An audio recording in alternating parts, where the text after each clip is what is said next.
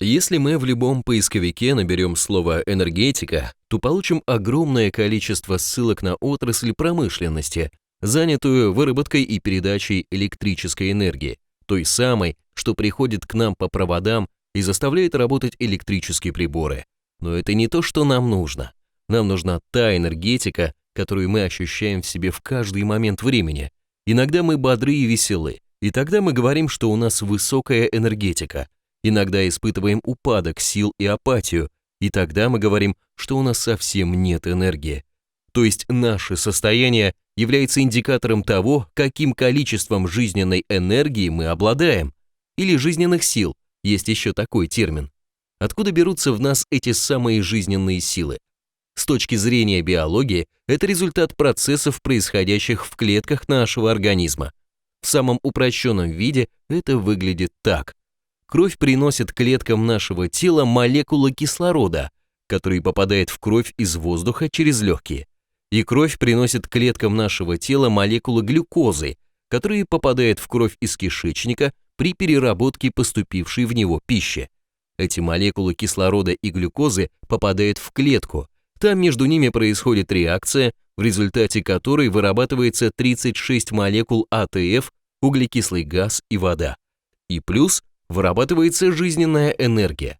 Что это за энергия, не знает никто. Как и чем ее измерять, не знает никто.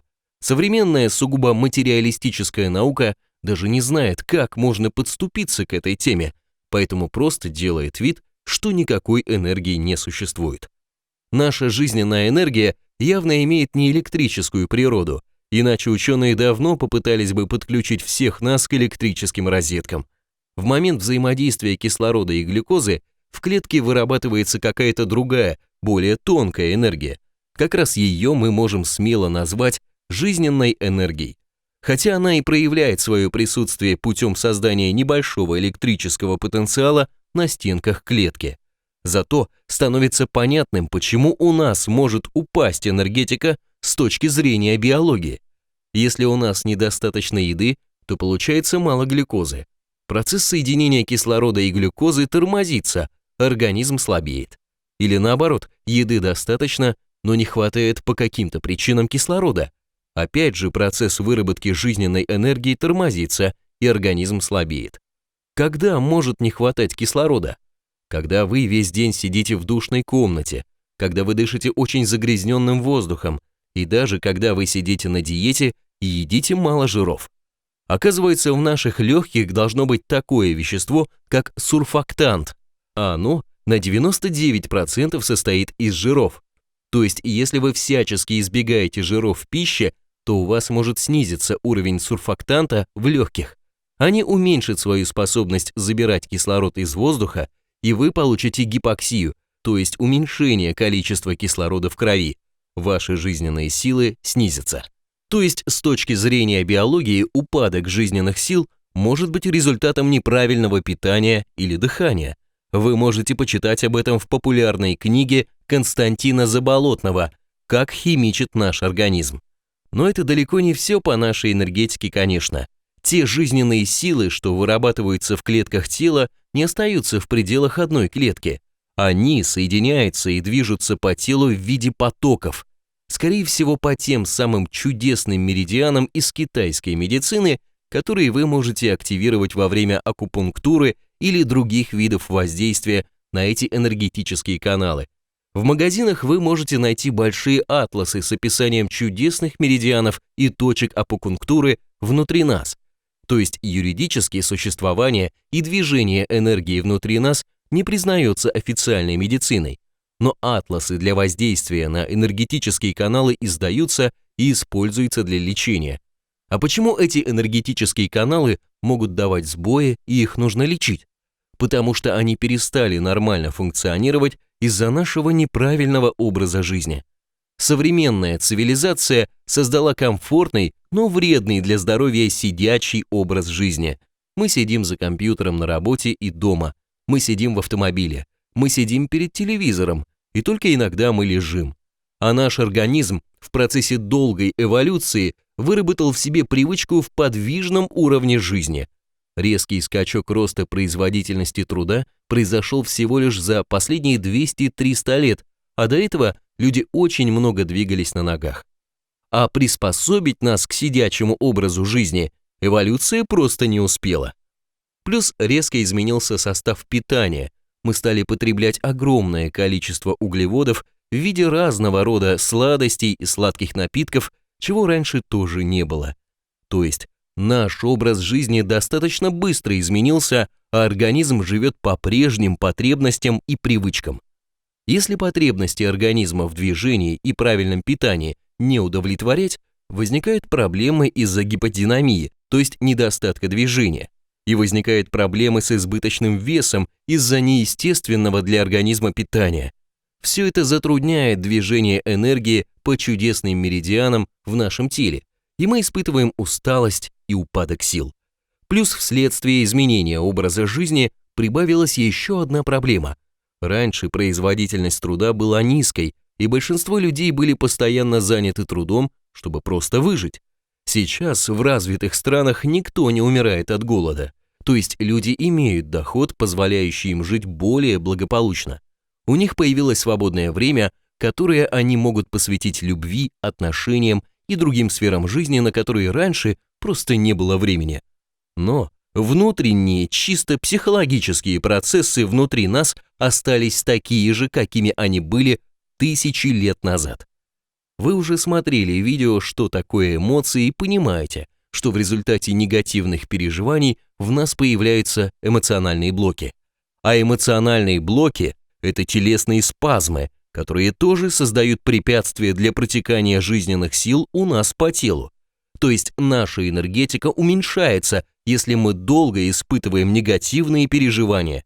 Но пока речь идет о той энергии, которая вырабатывается внутри нас в процессе взаимодействия кислорода и глюкозы в клетках нашего тела. На самом деле, человек более сложное и совершенное существо, чем просто биологический объект, как его рассматривает биология и медицина.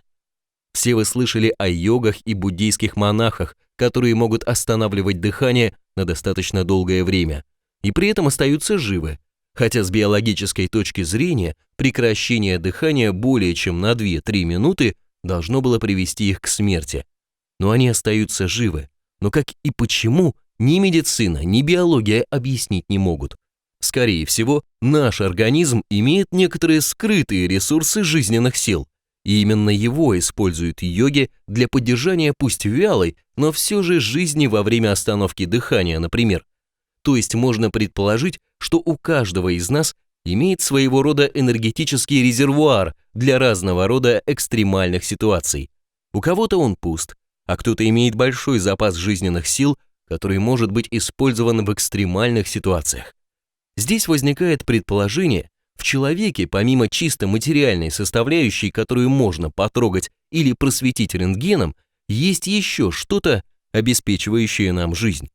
То есть еще имеются тонкоэнергетические оболочки, которыми мы обладаем, но не можем их увидеть и померить нашими приборами.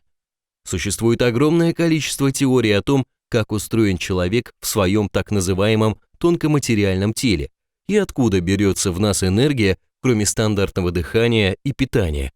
Теории проверить невозможно, поскольку нет однозначного понимания, что такое наши жизненные силы, откуда они берутся и куда исчезают. Одна из популярных эзотерических теорий говорит о том, что в каждого человека приходят два встречных энергетических потока, которые заряжают нас. Один поток приходит откуда-то из космоса и завершается в нас. Второй поток поступает из Земли и тоже заканчивается в нас. Конечно, такая теория льстит нашему самолюбию. Приятно ведь ощущать, что космос и Земля соединяются в каждом из нас. Но тут вспоминается шутка одного из юмористов. Неужели Бог создал нас по образцу и подобию своему? Так мучительно раздумывал я, глядя на опухшую и гнусную рожу моего соседа Пятакова. Действительно, очень трудно поверить, что человек есть пуп всего и является центром приложения каких-то космических сил. Но, признаюсь, ощущать себя таким пупом приятно. Последователи этой картинки мира представляют в себе эти каналы и реально получают увеличение своей энергетики. Другая эзотерическая, то есть непризнаваемая официальной материалистической наукой теория, пришедшая к нам из Индии, говорит о том, что внутри каждого из нас имеется 7 энергетических центра, чакр, и эта зарядка нашего тела идет через эти чакры. Мне приходилось не раз сталкиваться с людьми с повышенной чувствительностью, и они действительно видят какие-то уплотнения в местах расположения чакр. Последователи теории чакр представляют в себе, что энергия входит в нас через эти чакры и реально получают увеличение своей энергетики через них. Китайская философия цигун учит, что энергия ци растворена в воздухе, и мы захватываем ее через дыхание вместе с кислородом. Если правильно управлять этой энергией, то, похоже, ею можно зарядить себя и свое улучшить состояние здоровья. В чем достоинство этой теории? Она легко проверяется. Например, вы можете прямо сейчас убедиться, что вы можете слегка увеличить свою энергетику путем использования энергии, растворенной в воздухе. Это несложно. Мы вдыхаем и выдыхаем воздух автоматически или рефлекторно и не обращаем внимания на этот процесс. А если на нем сосредоточиться, то вы быстро поймете, что во время обычного спокойного дыхания мы захватываем только маленькую часть той энергии, что попадает в нас во время вдоха. Вдох очень быстро переходит в выдох.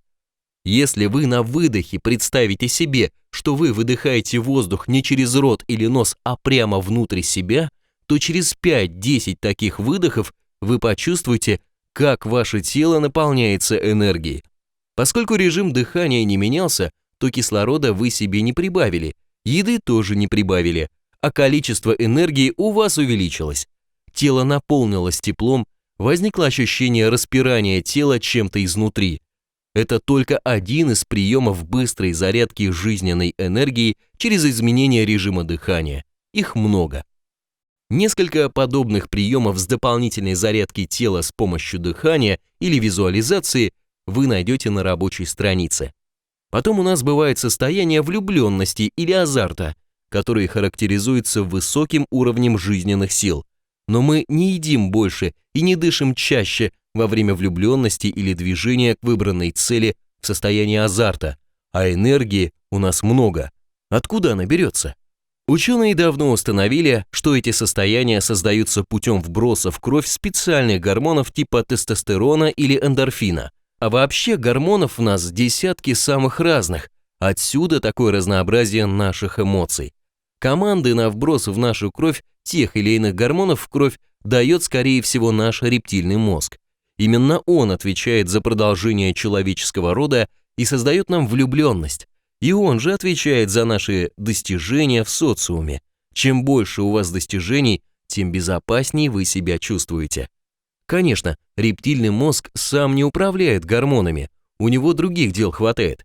Скорее всего, он просто дает команду лимбической системе, и уже она реализует вброс в кровь нужных гормонов. Но изменение состояния тела под действием гормонов – дело надежное, но не быстрое. Сначала дать команду нужным железам, чтобы они активировались и вбросили в кровь гормоны. Потом эти гормоны должны распространиться кровотоком по телу и активировать наше тело. На это требуется время, близкое к 1-2 секундам, видимо. Но люди реагируют на опасность значительно быстрее. Боксеры или спецы по восточным единоборствам дают реакции в сотые доли секунды. Да и обычные люди иногда дают сверхбыстрые и сверхсильные реакции на опасность. Об этом полно видео в интернете.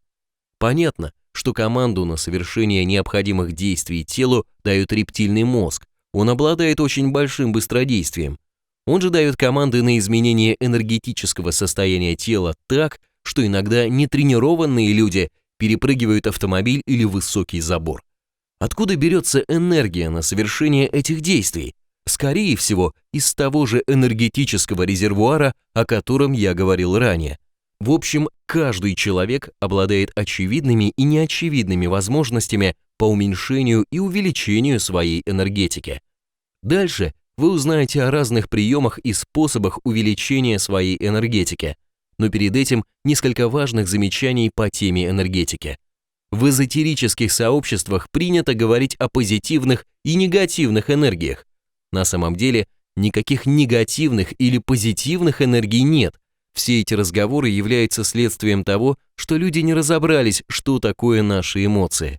Если вы посмотрели видео «Что такое эмоции», то вы уже знаете, что эмоция есть результат реагирования нашего рептильного мозга на сравнение реальности и наших ожиданий. Так называемые негативные эмоции есть результат реагирования на ситуацию, когда реальность не соответствует нашим ожиданиям, и рептильный мозг изменяет наше энергетическое состояние с тем, чтобы мы защитили себя. Поэтому при раздражении или гневе рептильный мозг дает нам заряд самой обычной энергии с тем, чтобы мы силой защитили свою картинку мира или свои идеализации. То есть намерение у рептильного мозга самое благое – защитить вашу безопасность путем силового давления на нарушителя ваших ожиданий. Это люди обозвали эти эмоции негативными, а на самом деле за ним стоит очень позитивное намерение защитить вашу безопасность. То есть никаких позитивных или негативных энергий нет. Есть просто обычная жизненная энергия, которую наш рептильный мозг активно использует для изменения нашего энергетического состояния. Второе замечание о так называемых энергетических вампирах. Энергетическое поле человека или его аура имеет размер от 1 до нескольких метров и имеет форму яйца у здорового человека. Наличие ауры легко определяется с помощью эффекта Кирлиан.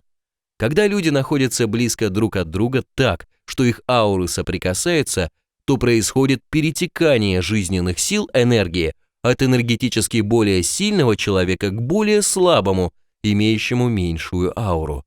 То есть в салон переполненного автобуса или в вагон метро входят люди с разными уровнями энергетики, а выходят с примерно одинаковым уровнем.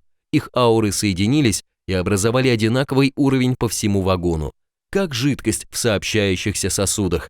Вы тоже можете быть как энергодонором, так и энерговампиром. Когда вы сильно устали из-за напряженной работы, из-за хронического недосыпания или из-за болезни, то вы начинаете забирать энергию от окружающих вас людей. Когда вы здоровы и выспались, вы делитесь своей энергией с окружающими ослабленными людьми.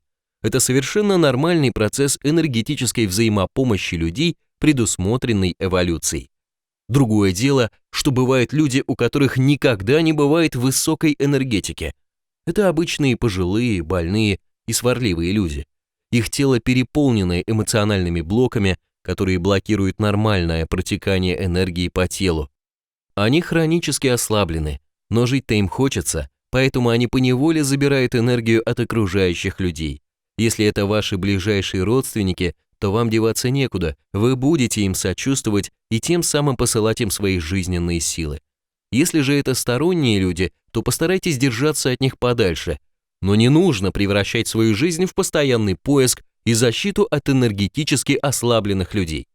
На их поиск и защиту от них вы будете тратить больше своей энергии, чем вы ее сбережете. Разве что если вы в силу специфики своей работы постоянно находитесь среди больных или ослабленных людей, только там вам можно подумать о психогигиене.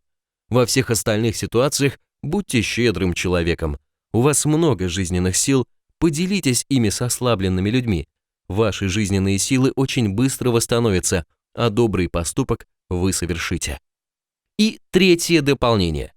Скорее всего, вы никогда не слышали о том, что наша внутренняя энергия концентрируется там, куда направлено наше внимание. На основе этого свойства энергии внутри нас выстроена система скорой помощи заболевшему органу. Когда что-то внутри нас заболевает, там возникает боль.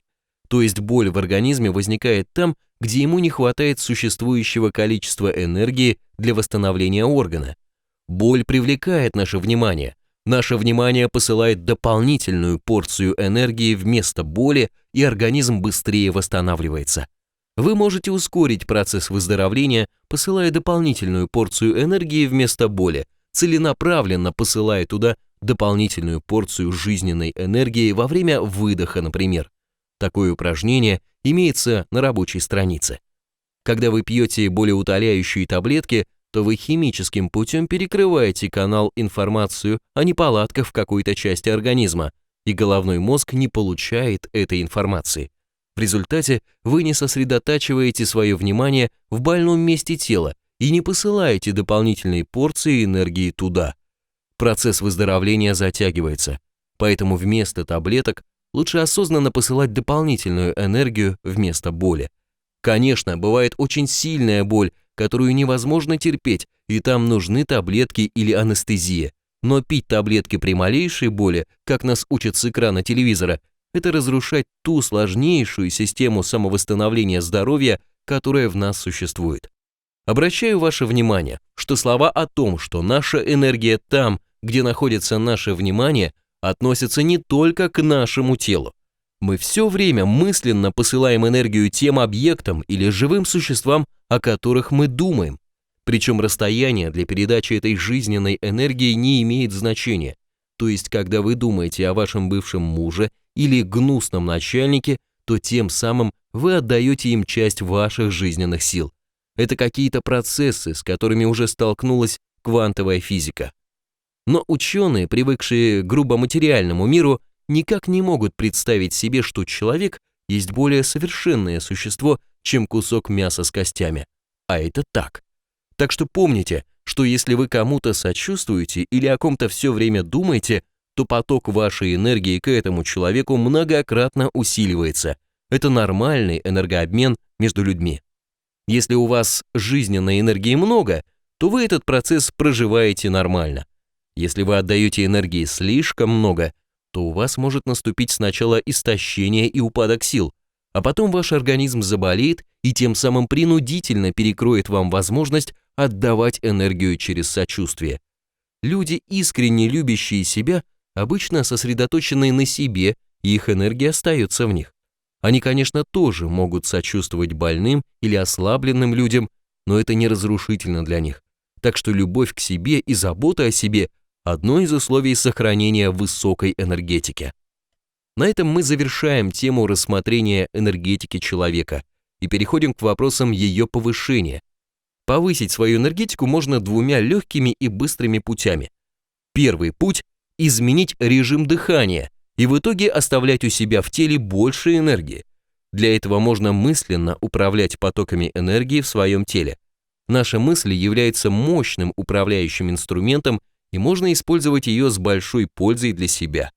На эту тему посмотрите 2 видео на рабочей странице.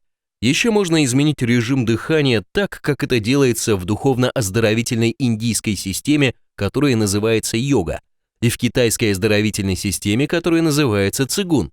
Эти упражнения вы тоже найдете на рабочей странице в зоне 2. Второй путь увеличения энергетики – использовать визуализацию. То есть вам нужно представлять себе, что ваше тело каким-то образом наполняется энергией. Здесь можно заметить следующее. Нужный эффект дает любое представление процесса наполнения себя энергией. Поэтому вы можете смело экспериментировать в этом направлении и наполнять себя энергией солнца или моря, энергией ветра или деревьев, огня или земли и так далее, насколько позволяет вам ваша фантазия. Результат будет зависеть не от того, откуда вы берете энергию, а от степени вашего умения представить себе процесс заполнения себя энергией, ну и уровня вашего доверия к тому, что вы делаете. То есть, если вы будете выполнять упражнения по наполнению себя энергией, но про себя в это время думать что-то типа «да все это ерунда, не может такого быть», то результат вас огорчит. Раз вы верите, что ничего не получится, так оно и будет. Ваша воля окажется сильнее суеты вашего ума. На рабочей странице приведены 2 упражнения по зарядке себя энергией от Солнца и приходящей из космоса. Пробуйте. Чем больше вы будете внутренне открыты к получению энергии, тем больше ее получите.